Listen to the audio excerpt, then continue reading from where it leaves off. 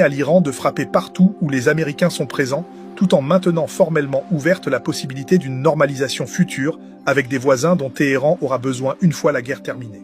Et elle met les gouvernements du Golfe dans une position intenable.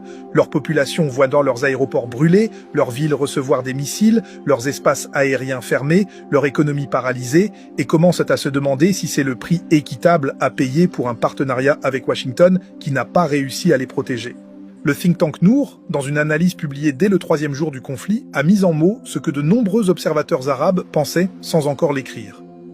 La décision américaine d'attaquer l'Iran a montré que les intérêts et la sécurité d'Israël priment pour Washington sur le maintien de la sécurité des pays arabes du Golfe. Les pays arabes hébergeant des bases américaines ont été exposés au risque et leur sécurité n'a pas été assurée. Les pays arabes devraient tirer les leçons de cette expérience et développer une sécurité durable basée sur des intérêts communs pour éviter d'être sacrifiés aux intérêts stratégiques étrangers.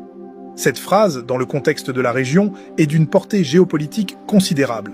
Si elle s'installe comme un consensus dans les cercles décisionnels du Golfe, c'est l'architecture entière des bases militaires américaines dans la région qui devient politiquement vulnérable à moyen terme.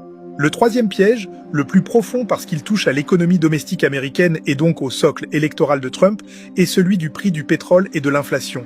Le brut américain WTI a connu sa plus forte hausse en 4 ans en une seule session. Le Brent a franchi des niveaux non observés depuis juin 2025.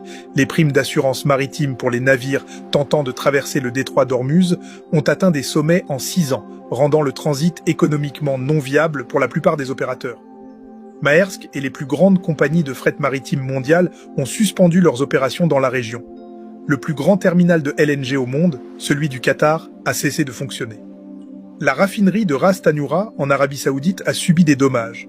Ce que les experts appellent une fermeture de facto du détroit, sans acte officiel iranien, mais avec un effet identique en termes de paralysie du trafic, est en train de se produire.